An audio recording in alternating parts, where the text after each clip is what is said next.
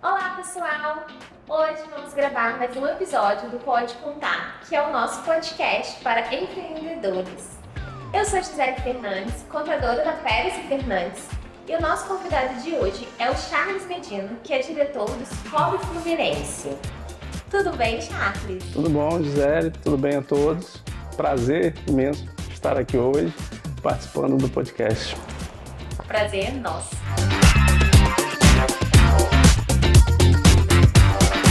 O objetivo aqui é a gente trazer um pouco mais de informação para os nossos clientes, né, para os nossos telespectadores, a respeito principalmente das linhas de crédito, qual é o melhor momento para uma empresa pegar um empréstimo, né? Como que isso impacta no negócio dela, o que o empreendedor precisa analisar na hora de escolher um banco ou outro, uma linha de crédito ou outra.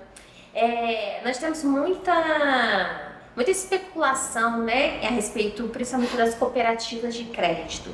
Explica pra gente um pouco qual que é a diferença de uma cooperativa de crédito, um banco convencional, quais são as vantagens, as desvantagens. Então, primeiro eu queria parabenizar pela sua iniciativa aqui na região de Campos e região, de estar criando, né, esse podcast, que é muito interessante, informativo e ajuda os empreendedores da região. A gente lá do Cicobi Fluminense, que nós estamos aqui em Campos, a gente tem a sede aqui em Campos há 25 anos, que a gente iniciou nosso trabalho aqui, sempre parceiro, né, do seu escritório, você sempre parceiro nosso, né, um dos escritórios mais renomados aqui de Campos hoje. Obrigada. E a gente fica feliz, eu fico feliz de estar aqui, né, receber esse convite pelo Cicobi, de estar aqui participando. E explicando um pouquinho sobre cooperativa, a gente tem assim, bastante diferença entre cooperativa e uma instituição financeira, banco. Né? A cooperativa é uma instituição financeira, nós somos uma instituição financeira cooperativa, que a gente hoje, produtos e serviços, a gente presta basicamente todos os produtos e serviços que um banco tem. Né? Quase igual o banco tem, só que a gente tem as diferenças de um banco. E a principal diferença é que numa cooperativa, o cooperado, o sócio, o correntista, ele tem o mesmo poder de decisão. Então, pode ser aquele cooperado, aquele correntista que tem R$1 ou aquele que tem 1 milhão, 10 milhões, com o dinheiro que for, a decisão é a mesma. Se fosse num banco, seria diferente. No banco, todo mundo sabe que os acionistas, quem tem mais ação de um banco, ele que manda no banco. E aí o acionista ele quer ganhar dinheiro e não quer o bem do todo. Já o cooperado ele já pensa, já visa o bem de todos. Mas em que momento o cooperado ele pode participar de uma decisão no banco? Então, todo ano a gente tem uma AGO, Assembleia, onde os cooperados são convidados, né, convocados a participar dessa Assembleia, e aí a decisão é com eles. Também existem as AGEs, né, que são Assembleias Extraordinárias, onde o cooperado, dependendo da decisão, ele também é chamado, convocado para poder decidir. Mas a AGO todo ano, né, entre março e abril, é feita uma AGO e ele toma essa decisão do que vai fazer, se vai distribuir um lucro, né, outros tipos de decisão também nessa AGO. Essa questão aí da distribuição de lucro é um negócio muito interessante e que pouca gente sabe, né? As pessoas que não têm conta, né? Não são associadas de uma cooperativa de crédito, não entendem quando esse recebimento aí da distribuição de lucro, que na verdade, num banco comum, você só paga lá a tarifa mensal, né? Numa cooperativa, você vem e tem um retorno, às vezes, de um ano de taxa lá que você pagou, você reembolsa como distribuição de lucro, né? Essa, assim, a gente vê, são várias vantagens, mas eu posso citar duas aqui de cara, de início, que é o capital, conta capital, e as sobras, né? Se fosse no banco, as sobras seriam os dividendos de um banco. Que é só para eles. Que é só para os acionistas, aqueles que têm mais dinheiro. Cooperativa não, na cooperativa é pelo movimento. Então, aquele que movimenta mais a cooperativa, que trabalha mais com a sua cooperativa, ele recebe mais sobras. Quando é feita essa assembleia, é dividido. Então, é muito interessante isso, porque aquele que acredita, aquele que aposta na instituição, ele tem mais sobras. E outro caso que eu citei é o capital. Então, capital, para você fazer parte de uma cooperativa, existe a conta capital, que é um valor que todo mês você vai capitalizando. Se a gente for comparar, né, que não é uma taxa, mas se a gente comparasse com uma taxa de manutenção de uma conta de banco, aquilo você está gastando, você está pagando. A conta capital você está guardando. Então, no nosso estatuto do Sicoob Fluminense, exige um termo lá do estatuto, um item, onde dependendo do tempo que a pessoa é cooperada e do valor, ela resgata. Então, hoje a gente já observa cooperados resgatando valores de 20 mil, 30 mil, até valores maiores de capital. E isso para aquele cooperado que já tem uma certa idade, ele ajuda. Ajuda bastante, né? Não é uma previdência, mas a gente pode equiparar como uma poupança que ajuda no momento que ele tem mais idade, por exemplo. Tem reajuste, né? Essa conta capital, ela é reajustada. Juros ao capital. É feita a possibilidade de juros ao capital, com valor até a Selic. Né? Isso é determinado pelo Banco Central. Legal. E assim, uma coisa que às vezes eu escuto também, quando eu falo, que eu sou parceira lá, tenho minhas contas lá, tenho minhas coisas lá, mas às vezes eu sinto que alguns clientes, eles resistem um pouco, embora a gente fale que é a melhor taxa, né, tudo melhor, mas eles ficam com medo, por exemplo, do banco quebrar. Né, mas não entendem. Explica um pouco essa questão do fundo garantidor, que tem essa questão, Sim. né? Então, hoje, o fundo garantidor de crédito, ele garante até R$250 mil por CPF no banco. A cooperativa também tem o FGCOP, que garante o mesmo valor de um banco. Por CPF, igual, as regras são iguais. Então, se acontecer, porventura, algo com uma instituição financeira cooperativa, que hoje é muito difícil acontecer, porque se tiver algo igual o banco, né? O banco, vários bancos, não vou citar, mas vários bancos já tiveram problemas financeiros. O Banco Central, ele conversa, né, com as instituições e um acaba incorporando o outro. A cooperativa também é a mesma coisa. Se porventura acontecer alguma coisa com a cooperativa, tem um fundo garantidor, que garante o FGCOP, igual aos bancos, 250 mil por CPF. E fora isso, se acontecesse, o Banco Central, as centrais, elas conversam para poder uma cooperativa incorporar essa cooperativa em situação ruim. E aí não tem quebra. Não tem problema nenhum, né? Nem sente, talvez, nem sente, né? Entendi. E agora me fala aqui um pouco, na sua visão, hoje, assim, que a gente passou aí pela toda essa dificuldade do Covid, as empresas vieram enfrentando, né? Agora a gente está aí nessa questão do governo, né? As taxas estão altas, a Selic está alta. E aí muitas empresas recorrem na linha de crédito. O que, na sua visão, enquanto uma pessoa qualificada do financeiro, entende que qual é o melhor momento para a empresa? Pegar uma linha de crédito, o que ela precisa avaliar na hora de escolher qual é a melhor linha, se um empréstimo a longo prazo, a curto prazo com uma taxa menor, o que é mais vantajoso? Então, assim, o brasileiro ele é empreendedor por natureza, né? Então, não é errado, tá certo.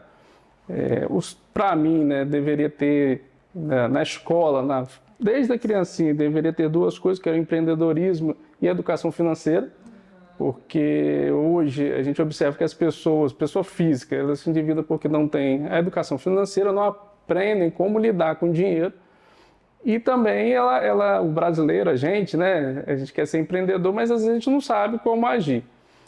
Quando tem algumas situações de crise, numa pandemia, ou quando a situação econômica está ruim, a gente observa que as pessoas começam a perder o emprego. A primeira coisa, né, você como contadora, tem uma grande bagagem, você sabe, é tentar abrir uma empresa.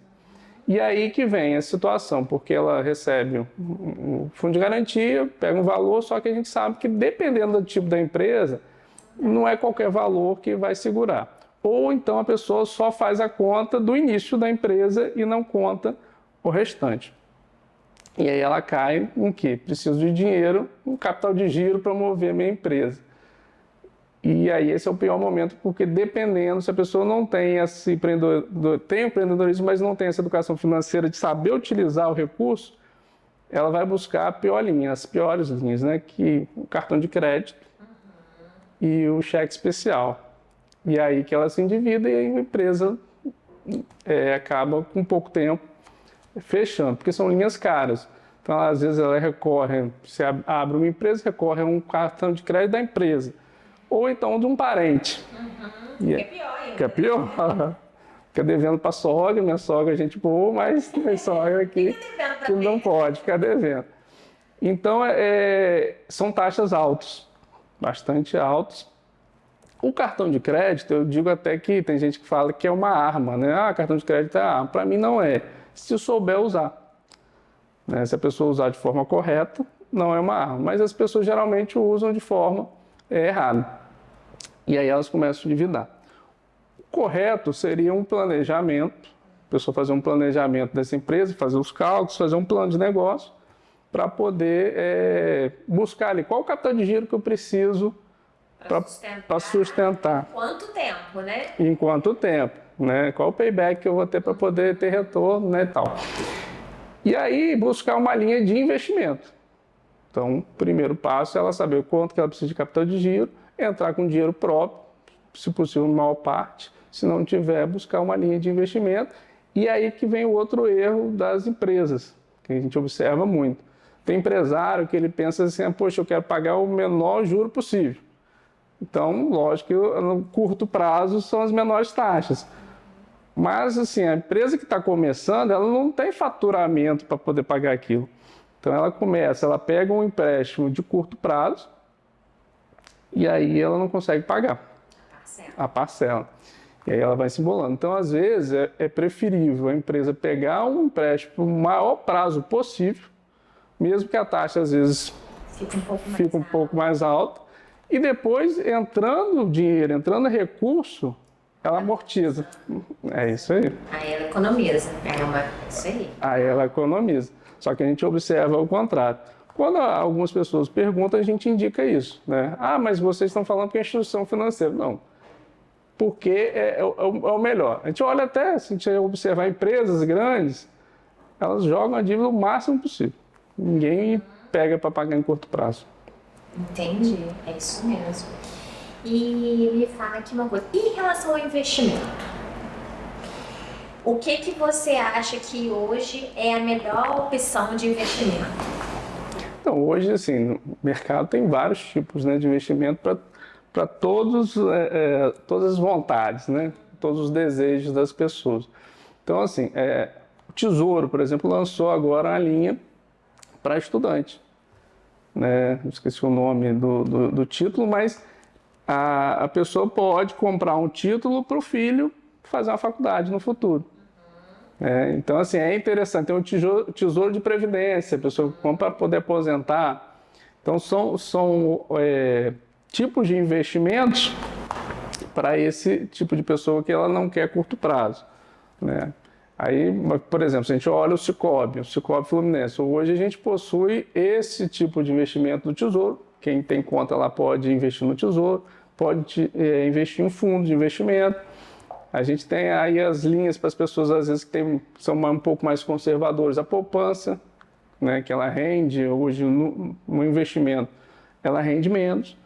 Mas aí a segurança é a mesma do CDB, do RDC, mas as pessoas ainda acham que é mais segura a poupança, mas a segurança é a mesma. Tem as letras, né, que a gente fala, LCA e LCI, também é interessante porque ela não tem um imposto de renda, não tem isento de imposto de renda. Mas aí tem um prazo fixo, né, que você não pode resgatar antes. Sim, aí tem os prazos, um mínimo de 3 meses e depois ela vai 6 meses. O rendimento acaba sendo melhor porque ela não tem o pagamento de imposto de renda. Então, como é isento de imposto de renda, acaba ganhando um pouco mais do que nos outros tipos de investimento. E em relação às taxas administrativas dos fundos? Por a gente, às vezes, investir na cooperativa, paga menos do que se a gente fizer um investimento desse no banco comum? Então, aí a gente tem que observar a taxa que o fundo ele está cobrando. Porque, assim, o fundo de qualquer instituição, banco, cooperativa, não é gerido pela cooperativa. Ele tem um administrador que aí ele cobra essa taxa de administração, assim como o fundo de um banco. Na cooperativa, as taxas são baixas, são pequenas, mas assim como o banco, é bom sempre observar qual taxa que o fundo está cobrando, né, o fundo de investimento, e você faz a comparação em cima do que você está rendendo ali para ver se rende mais você está no fundo ou está em outro tipo de investimento. Mas em cooperativas, né, no todo, geralmente é mais barato do que numa instituição financeira bancária. E a previdência privada? Então, previdência, ela tem muito interessante por vários fatores, né? Porque, primeiro, você está fazendo um complemento da renda. As pessoas, né, como eu falei, a gente não tem na base educação financeira, a gente não aprende a mexer com dinheiro. Então, depois que a pessoa se forma, consegue um bom emprego, consegue uma boa renda, às vezes ela não se atenta para o futuro. Poxa, eu tenho um emprego aqui, ganho X, né, acima do teto da Previdência. Estou recebendo lá, vou receber o teto da Previdência. Mas e quando aposentar? Ele só vai receber o teto. E o restante que ele recebia? Complementação não tem. Aí ele precisa complementar a renda. Tem pessoas que às vezes confundem e acham, eu estou fazendo uma previdência. Não é previdência, você está fazendo uma complementação de renda para o futuro. Você já tem previdência oficial e aí você complementa a sua renda para você não perder poder aquisitivo. E aí, em que momento e o que pesa mais na sua visão na diferença da PGBL ou a VGBL? Então, ela vai depender. Muitas pessoas fazem a VGBL como forma de investimento, né? Já a PGBL, a vantagem é que ela tem um abatimento no imposto de renda, né? Compensação. Eu vou falar aqui, senão você pode me corrigir, até 12%, não é isso? É isso. Mas quando resgata também... Aí a forma também de pagar o imposto se é regressivo, se é progressiva, aí depois ele vai ter a vantagem ou não, né? Mas mesmo se for na regressiva, ainda paga 10%, né? 10%. Sobre o resgate total. Sobre o total. Mas assim, se a gente fizer a conta durante o tempo... Quantos anos você levou tendo o imposto de renda, né? Usando as usando e reinvestindo, se puder, né? Mas, o problema é que o brasileiro não pensa isso, né? Ele não vai contar isso. Eu vejo muito aqui isso. Quando chega na época do imposto de renda e tem resgate, às vezes eles até esquecem que teve resgate. E aí ou cai na malha, ou a gente consegue puxar lá, tem um cruzamento de informação. E aí é onde ele tem que pagar essa diferença nossa, é uma revolta. Que aí eles pensam, não valeu a pena, o investimento, a sensação que a pessoa fica é essa, de que não valeu a pena que ainda está pagando. O tempo que pagou porque ele perdeu uma boa parte. Que ainda quando faz pela progressiva, que é 15% que taxa, né, você pega aí, às vezes faz um resgate de 100 mil, né, 15 mil ele paga de imposto, então é revoltante. E eu já vi as pessoas ficarem revoltadas também porque, assim, fazem ali o cálculo tem a vontade de ter previdência, complemento, mas chegando antes, nem na metade do caminho antes, já resgata. Eu vi pessoas com 2 anos, com 3 anos resgatando e aí não compensa. Então a previdência privada é para ficar lá mais de 10 anos mesmo, 20 anos, o máximo que você puder, que quanto mais tempo vai compensar mais. Quem não puder ficar esse tempo, é melhor fazer outro tipo de investimento. E não a previdência. Né? Não, previdência. E quando você resgata antecipado, tanto faz, se for na PGBL ou na VGBL, também tem as mesmas perdas? Imposto de renda, né? Você vai pagar o imposto de renda ali. No proporcional, né? Mas o VGBL que não tem imposto de renda, só tem sobre o rendimento, né? Então, sobre o investimento. Aí muitas pessoas utilizam o VGBL como investimento. Que a gente vê algumas pessoas utilizando como forma de investimento. Entendi. Eu acompanhei assim, o Cicobi, estou parada lá desde que vocês eram, acho, lá dentro do IFE, né, ainda. E aí, de lá para cá, a cooperativa cresceu muito, né? Muito. Vocês deram... Hoje vocês estão aí em vários municípios, né? Então, em Campos tem várias agências. Cicobi Fluminense, a gente fez agora em julho, 25 anos. Eu sempre, quando a gente faz contratação lá de funcionários, eu sempre sento com todos os funcionários, né, que é da minha área lá, é administrativa também, estou com a área administrativa e financeira. E aí eu sempre converso com os funcionários e conto a história, porque a história é bonita do Cicobi Fluminense. Foram 26, 27 professores, né, pessoas do IFE, Instituto Federal Fluminense, que na época de 1998 eles passavam uma dificuldade financeira, não tinham reajuste salarial. E eles, poxa, vamos nos juntar aqui para melhorar a vida aqui dos servidores. Então eles conheceram o cooperativismo, né, formaram, na época tinha outro nome, né, o Cicobi Fluminense, juntaram e fizeram a cooperativa. Hoje, nossa cooperativa tem quase 25 mil cooperados, né, no estado do Rio de Janeiro. A gente tem 19 agências em todo o estado, só que em Campos, né, são 4 ou 5, não vou nem... são 4 a 5, a gente tem agência no PS, tem em Goitacazes, tem em frente ao IFE, Morro do Coco, né, que a população de Morro do Coco sempre pediu uma instituição financeira e não tinha. Se não me engano, não tinha nem correspondente bancário lá, não tem loteria. Então a gente apoiou a comunidade do Morro do Coco ali, a gente colocou uma agência, tem uns 8, 9 anos que nós temos uma agência lá em Morro do Coco. E nós temos a agência também em Guarulhos, aqui em Campos, fora os outros municípios, que a gente também está lá. Você deve pegar bem a parte do agro, né? Sim, sim. O Cicobi Fluminense é forte também no agro. A gente fechou esse mês de outubro com quase 35 milhões de operações de agro aqui na região. Que legal. Apoiando produtores aqui da região. E assim, o bacana também é que às vezes as pessoas pensam, né? Poxa, mas o forte aqui no Rio de Janeiro deve ser Campos, deve ser o Rio, a cidade do Rio. Cidade de São Francisco é a segunda maior do estado do Rio de Janeiro em agro.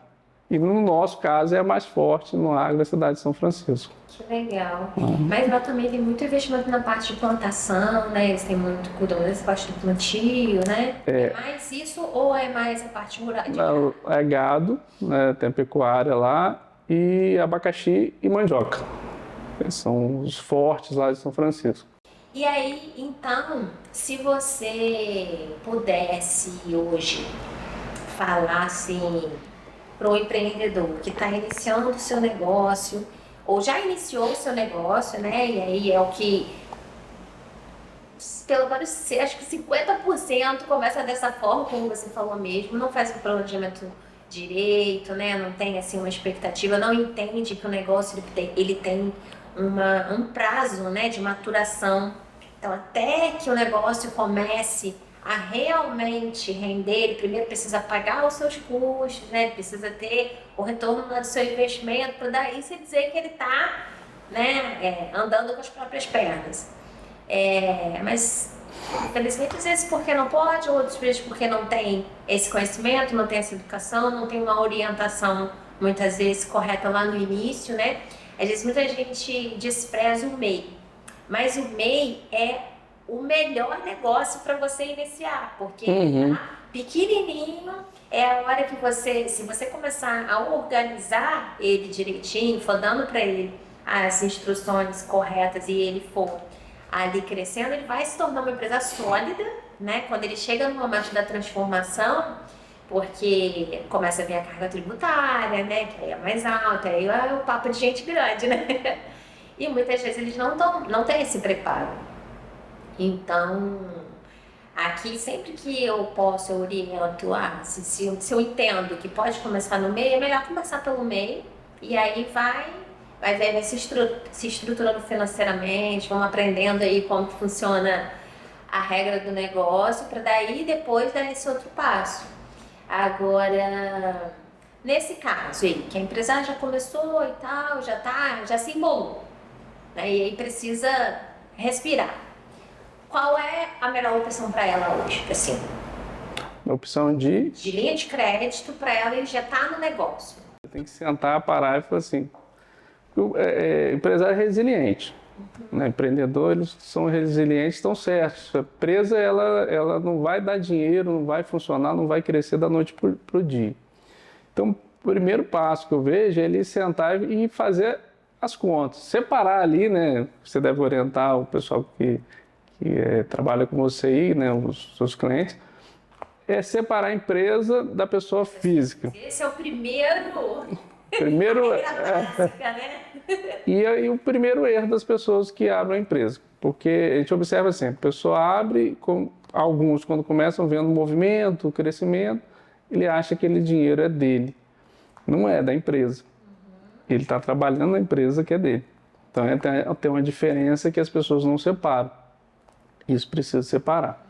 Feito isso, aí ela vai fazer as contas, né? O que eu tenho movimento, eu estou dando lucro, eu não estou dando?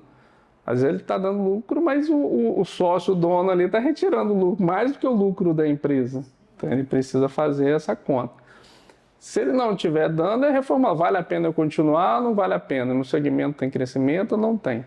Se tiver, se ele fizer, se organizar, né? Porque a empresa precisa de controle e organização também, né? Então ele faz a conta do que ele precisa de capital de giro. O mais necessário para as empresas que já estão funcionando é o capital de giro. Já está ali, já está tudo investido, já está tudo montado, não precisa investir mais nada. É um capital de giro para ele sobreviver. E aí, como eu falei antes, ele tem que pensar no longo prazo, nada de curto prazo. Porque até numa instituição financeira bancária, na cooperativa, a gente analisa como é que está a vida dele no curto prazo. Porque o curto prazo vai mostrar se ele vai ter condição de pagar aquele empréstimo ou não. Então, as empresas, as pessoas têm que alongar. Alonga aquela operação, coloca um prazo que você conseguir maior possível. Uma coisa que eu sempre oriento aqui também é pensar no investimento, já que precisa pegar uma linha de crédito, precisa entender o seguinte: pegando essa linha de crédito, o que isso vai te trazer de crescimento, né? Ou você investe na tecnologia para aumentar a sua produção ou diminuir os seus custos, né? No longo prazo, para poder isso valer. Porque se você só pega um empréstimo para pagar as contas que hoje você não está dando conta de pagar, você não vai dar conta de pagar. Não vai conseguir. Perfeito. Ou você investe em alguma coisa, você usa esse capital para te trazer mais dinheiro, ou então você vai morrer ali afogado. Né? E esse problema também acontece muito. Quando a gente faz uma operação de crédito, né, quem está lá na ponta, né, os gerentes, os atendentes, o que a gente sempre pede é assim, faça uma pergunta, para que vai utilizar o recurso? Às vezes o cliente acha, poxa, mas ele está se intrometendo na nossa vida, não te interessa. Mas a gente está até uma forma de ajudar. Porque, assim, para o negócio, como você falou, ele vai reinvestir, vai investir esse dinheiro no negócio, ou ele quer, às vezes, pegar uma operação para trocar o carro dele, para comprar outro carro. Comum também. Né? Que acontece muito. Nada que não impeça, mas aí ele tem que fazer a conta daquilo que ele recebe da empresa e não do dinheiro da empresa. O dinheiro da empresa ele tem que alocar em investimento produtivo da empresa para ele poder ter mais retorno ali. Sabe uma coisa que eu vejo muito aqui também, e aí você vai me dizer se o meu raciocínio está certo ou errado? O cliente muitas vezes, uma coisa que ele usa, às vezes ao invés de pegar uma linha de crédito, ele faz antecipação de recebíveis. E aí isso vira uma bola de neve, um buraco sem fundo. Né? Ele não consegue sair disso mais. E aí, às vezes eu olho e penso que talvez se ele fizesse uma boa negociação de uma linha de crédito, era melhor do que ele ficar pagando essa taxa de antecipação de recebível, que é mais alta do que uma linha de crédito, né? Sim. Assim, a linha de antecipação, se for utilizada para um período muito curto, ela ajuda. Olha, eu vendi aqui e preciso desse recurso, vou botar o dinheiro no lugar. Eu vendi acima do que eu tenho, que eu vendo no mês, e eu vou botar isso daqui de novo no estoque. Tudo bem. Mas, às vezes, a pessoa usa como se fosse um capital de giro e acaba virando um cheque especial. Sim. Caro, né? Caro, porque você... Assim, é mais barato que o cheque especial, mas é um cheque especial. Ela pega aquela antecipação, a venda que ela recebe e antecipa. E ela vai ficar... Se antecipar todo o movimento que ela tiver, e às vezes tem empresa que movimenta até mais de um mês para frente, aí ela acaba se prejudicando. Tem empresas que ela quer financiar o cliente via antecipação. Dependendo também, se ela tiver ganhando ali, aquele valor, tudo bem. Mas se ela tivesse uma outra linha, uma linha de capital de giro adequada, que ela coloque na empresa, para isso, né, seria mais adequado. Essa prática está sendo muito utilizada agora nesse mercado estético, né?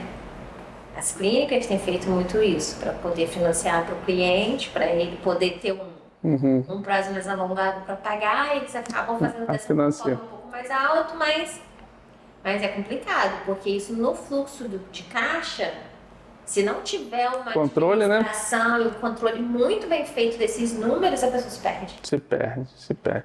Tem que ter, e aí o financeiro da empresa, nesse caso, é ideal. A gente sabe que às vezes a empresa pequena ela não tem uma pessoa separada, né, para ser o financeiro. Os contadores, as empresas de contabilidade dão esse suporte para a pessoa, mas tem que ter o controle, Essa gestão financeira, ela é a alma do negócio, né? Aqui a gente hoje já oferece esse serviço de gestão financeira à parte. Ao invés da pessoa às vezes ter um funcionário para fazer isso interno, que às vezes não tem uma pessoa com capacitação para isso, né? Então a gente faz toda essa gestão financeira para ele, de forma assim para ele poder manter os pagamentos dele em dia, faz as análises de índice, né, para ele entender qual que é a capacidade dele de pagamento, de recebimento, prazo. Às vezes ele compra demais e aí não tem... Fica parado lá, né? Tá em dinheiro parado, às vezes ele não entende por que ele não vê dinheiro. Ele vende e não vê o dinheiro, porque o dinheiro dele tá todo... Investe naquilo que não vem. Exatamente. Então, você fazer esse fluxo, esse tempo de saída da mercadoria, né, para ele entender. Às vezes ele compra muito uma coisa que demora, né, mais para sair. Isso é um mercado também que está ganhando espaço agora, porque as pessoas também estão começando a entender, mas ainda é difícil, né, deles terem essa visão da necessidade. Depois que tem, eles até aí não quer sair porque entende, né? Consegue olhar um relatório, entender a realidade do seu negócio no final do mês. Então, às vezes, controle de recebimento de cartão, porque é outras vezes buraco que fica ali e nem percebe, o cliente nem percebe. Esse trabalho que você oferece é muito interessante mesmo, porque a princípio o empresário pode achar assim, nossa, eu vou ter um custo a mais. Só que se ele colocar ali na ponta do lápis o que ele perde não tendo, então assim, às vezes é um boleto que ele não paga. Não paga, às vezes não é porque ele não tem o dinheiro, é porque ele esqueceu. E a gente já viu isso, a gente observa em empresas grandes que acabam tendo um protesto, porque ele cai num protesto, por não ter organização. Um funcionário lá, o próprio dono, esqueceu de registrar o boleto lá no coisa a pagar, não pagou. É protestado. Então, para ele tirar aquele protesto, ele já paga mais do que um serviço desse. Perfeito.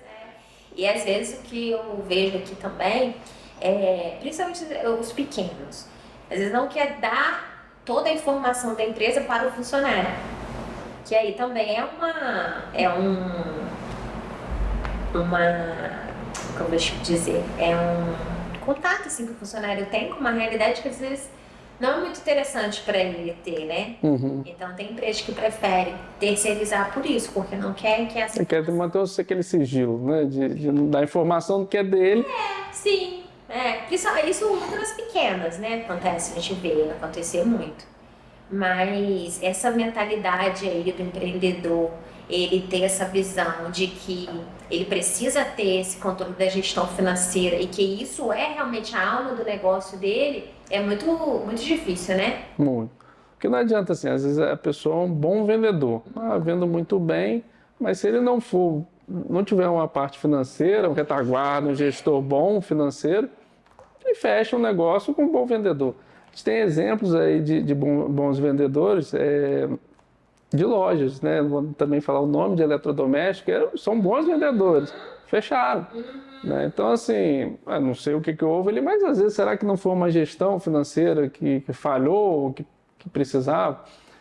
Tiveram aqui no Brasil empresas de alimentos que se juntaram porque uma empresa, o financeiro da empresa, ao invés de estar focado no financeiro do segmento, ela foi investir no mercado financeiro. E aí Teve uma época do Brasil e perdeu dinheiro e aí tiveram que se juntar. Uma coisa também que eu vejo que muitos não fazem, não entendem, assim, por exemplo, a sazonalidade do seu negócio. Porque tem negócios que são sazonais. Ou seja, ele já tem que ter esse preparo para aquela época, tanto da escassez quanto do boom. Né? Então, por exemplo, agora vem aí a Black Friday. Né? Ah, beleza, eu vou fazer. Mas fizeram uma análise para ver quanto pode dar desconto, se pode, se ele tem essa margem para isso. Às vezes ele dá uma margem num produto que ele não tem margem e tem um outro que tem uma margem muito maior e ele não utiliza. Às vezes ele tem um produto em estoque que ele precisa, que ele acha que ele precisa. É nesse que ele vai. É nesse que ele vai. E aí esse às vezes é o pior negócio que ele faz. Mas ele não faz conta. Então, isso é muito prejudicial para o negócio. Um tempo atrás, eu peguei uma cliente e aí ela chegou para mim e falou assim, eu quero fechar, porque o meu negócio não dá lucro. Mas como o seu negócio não dá lucro? Como é que você sabe que o seu negócio não dá lucro? Como que você faz e tal? Eu falei, vamos fazer o seguinte, vamos fazer um teste.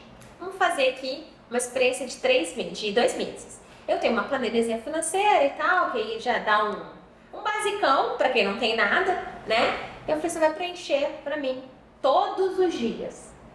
O que entra, o que sai, onde que você bota e tal. Porque com isso, ele começa a ter a visão. Que até então ele não tem. Então, quando ele começa a preencher, ele começa a ver aonde realmente ele está gastando o dinheiro dele. E aí, no final, ela entendeu que o negócio dela era super lucrativo para ela voltar para casa dela. Não separava, né? A pessoa física dá um pouco. Aquilo que, né, você já tinha falado. E é assim, um geral isso. A maioria das pessoas faz isso. E aí eles não entendem como que o negócio não funciona. Aí fala, eu trabalho e meu negócio não dá lucro. E aí quando você mostra, né, você dá essa clareza para ele, seu negócio dá X% de lucro no mês. E aí, beleza, tudo bem se ele gasta tudo na casa dele, não tem problema. Mas ele precisa entender que deu lucro, que o negócio é bom. E aí ele começa a olhar, aí sim ele começa a entender a visão lá de empreendedor mesmo. Aonde que ele precisa, se ele tem mais gasto pessoal, então ele precisa aumentar. E ali, aí você começa a realmente movimentar o negócio naquilo que precisa. Vamos entender qual é a atividade que mais dá lucro. Aqui a gente tem muito serviço, né? Então é necessário ele entender isso. Você pega aí um salão de beleza. Na maioria eles não sabem qual que é o produto que dá mais retorno. Né? Porque aí às vezes investe numa unha e o que dá mais é o cabelo, é uma sobrancelha, aí isso faz o desconto aonde não pode. Em vez de agregar um valor, botar um shampoo, botar um... Exatamente, exato. Isso, esse ponto aí que você falou, assim, interessante porque Black Friday.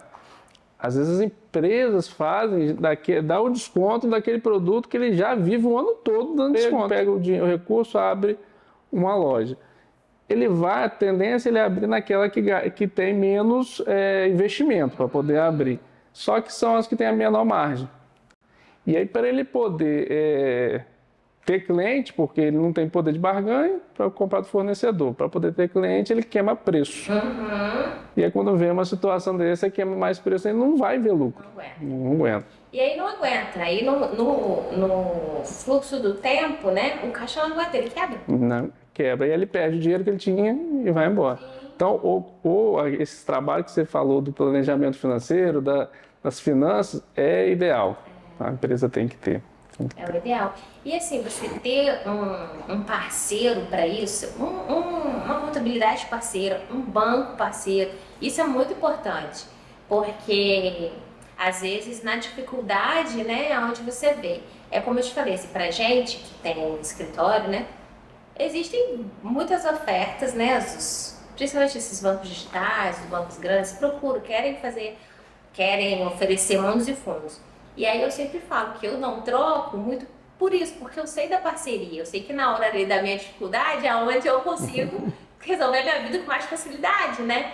Então, você ter isso também é muito importante, porque você vai construindo uma relação também com o banco, né, a longo prazo, então o banco já te conhece, já te entende, você já tem uma confiabilidade. Às vezes eles querem pegar um valor X, né, rápido, da noite pro dia, sem...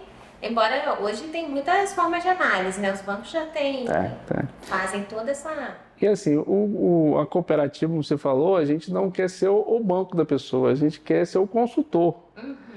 Então não adianta você né, chegar numa instituição e a instituição só te empurrar um produto, te oferecer aquele produto que você não quer. Uma instituição financeira cooperativa, o Sicoob Fluminense, a gente quer apoiar o empreendedor, a pessoa física, oferecendo aquilo que ela necessita. Ela precisa. A solução. A solução. Então é observar o que a pessoa precisa e colocar, vender os produtos, oferecer e não, como você falou, empurrar um produto que ela não deseja. Assim como eu entendo um escritório de contabilidade, ele está para apoiar o empreendedor ali, o comerciante, ou né, a pessoa que tem uma área de serviço. Tem escritórios que às vezes a gente observa, ele só quer fazer o trabalho. Ele não dá esse suporte. Precisa de suporte, a parte tributária. O Brasil hoje tem tanto tributo que, né, que a gente só de ouvir o nome a gente fica doido, né? Eu fazia faculdade, não vou nem falar uns anos para trás, deve ser não sei quantos anos atrás, não vou nem lembrar. A gente fez um trabalho de quantos tributos, impostos, taxas tinham no Brasil. Era para mais de 100. A gente pega hoje o ISS, né? Cada prefeitura tem uma. ICMS, cada estado tem um com alíquota diferente. É coisa de doido, né? É o caos. É o caos. E aí isso aí é uma outra coisa também, que muitas vezes, eu vou te falar que 75% das vezes o empreendedor não observa. Porque é muito importante ele saber, ele cota preço, né, de fornecedor. Mas ele não olha o estado que ele está comprando. Então, às vezes... Não dá nada do ICMS substituição, né? Isso aí, meu filho, é um X na formação de preço dele. E muitas vezes ele não sabe. E muitas vezes também a gente vê alguns escritórios que também não dão essa orientação correta. Porque, por exemplo, você compra lá do Espírito Santo, que tem um ICMS mais baixo. E aí ele te dá o preço sem a diferença do imposto que você precisa pagar. E você precisa pagar essa diferença por fora. Só que às vezes o escritório não orienta, não fala, ele não paga, não sabe que precisa pagar, mas ele precisa pagar. E isso vai somar lá na formação de preço dele. E perde o ICMS substituição ou recebe de volta? Depende. Tem como reaver? Tem. Ele tem às vezes como compensar, mas aí depende do regime tributário que ele tiver. Simples compensa? Não. Não, aí depende também. Também tudo depende. Tudo depende. Eu sou economista, né? Aí quando eu entrei na faculdade de economia, minha professora, né, fala o nome da Vanusa, aqui da UF, a primeira coisa que ela ensinou pra gente, ela falou assim, gente, alunos, a primeira coisa que vocês têm que aprender é que economia tudo depende. Ela falou do trade-off, que é trade-off e o depende. A palavra que vocês vão escutar mais é o depende. Tudo depende. É isso mesmo, porque depende do tipo do produto, depende do... A gente aqui faz esse levantamento para o cliente quando ele quer, né? A gente faz esse levantamento e mostra para ele que nem sempre o estado que está, o fornecedor que está vendendo mais barato, realmente aquilo é mais barato. Às vezes não é. E agora, será que melhora com a mudança de... Vai ser um outro caos. Como diz, a gente fala o seguinte, que a gente vai precisar fazer outra faculdade para poder aprender. Porque é muita complexidade, né, que vai vir aí. Para o serviço, pelo que a gente está vendo, né, não vai melhorar, né? Não. Eu tenho visto que eles estão mudando, criando... O problema é esse. Se fosse uma coisa só para tudo, tranquilo. Aí já estão criando exceções, né? É isso aí. É o Brasil, né? É isso aí. Tem que polemizar para poder... Né? Senão... Hoje eu vi uma reportagem de alguém do segmento de turismo.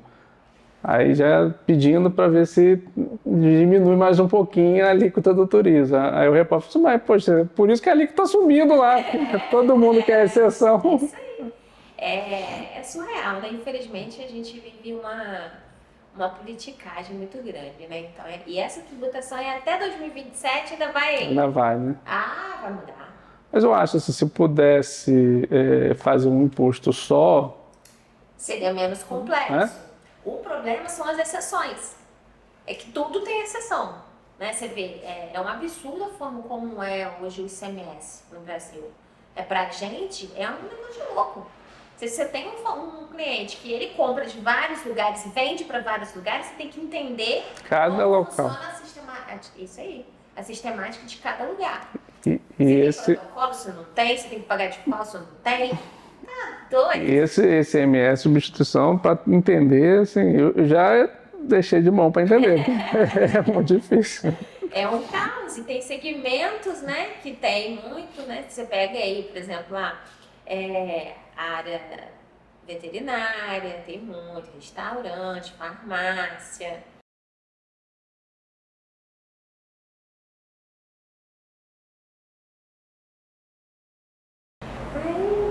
Mas é o que eu falo, né? Olha, mas estamos chegando ao fim do nosso bate-papo. E aí foi um prazer te receber aqui, Charles. Foi muito legal, de uma contribuição muito grande, né? Pra gente, né? Pra toda a classe, para as pessoas de uma forma geral, porque às vezes eu acho que falta muita informação para o empreendedor. Ele precisa ter essa conscientização, esse conhecimento. E o objetivo desse podcast é exatamente esse: é trazer mais conscientização para o empreendedor. Porque, como você mesmo falou, o brasileiro já é um empreendedor nato, né? Ele já nasce com essa tendência. A gente vê as crianças na escola começam a fazer bijuteria para vender entre eles, né? Desde pequeno. Mas falta mesmo esse conhecimento, essa coisa. Eu acredito muito no empreendedorismo. Eu acho que isso é uma tendência, é o que vai levar a gente a uma independência financeira, digamos assim, porque cada vez mais está mais difícil, né, essa relação. Você vai procurar hoje aí, essa questão do emprego público, os concursos, está cada vez mais escasso, cada vez mais difícil. Então, eu acredito muito na forma de você dar um direcionamento na sua vida pelo empreendedorismo. Mas precisa saber fazer, né? E assim, esse trabalho que você está fazendo é muito interessante por isso. Vou falar de novo, que eu acho que é bom a gente reforçar sempre. Deveria estar no ensino básico essa parte, o empreendedorismo e a educação financeira. Então, assim, se não está, eu acho que as pessoas, assim como você está fazendo, devem fazer esse trabalho, e você está ajudando várias pessoas. Então, quem puder assistir, quem está vendo, ele vai estar melhorando a situação dele. Às vezes as pessoas, a gente não tem noção do que deve fazer, do que eu posso melhorar na minha empresa, na minha vida, e com informações, às vezes uma pouca informação, uma dúvida que ele tirou, poxa, ele está assistindo aqui, né, o podcast, uma dúvida que ele observa, ele escuta, e poxa, eu não sabia disso. Eu podia estar aqui melhor, podia ter feito uma planilha, podia ter um serviço como você oferece, um serviço que financeiro, e ele não tem, e aí ele perde, está perdendo dinheiro. Podia estar numa situação melhor. Então, eu te parabenizo de novo pelo esse trabalho aqui, muito bacana. Obrigado por estar aqui hoje. Nada, a gente que agradece. E aí, enfim, chegamos ao final. E você que gostou, que achou interessante, curte, compartilha com seus amigos, porque vai ser um prazer poder falar para mais pessoas e poder ajudar cada vez mais empreendedores.